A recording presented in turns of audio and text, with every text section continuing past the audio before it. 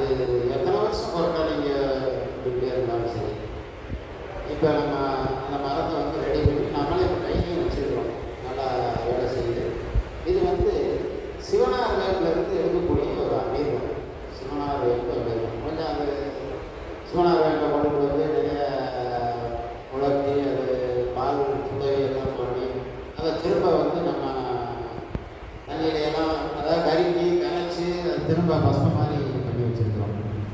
இதை எடுத்து அந்த பஸ்மத்தை எடுத்து ஒரு மூக்குப்படி அளவு நீங்கள் மூக்கில் உறுத்து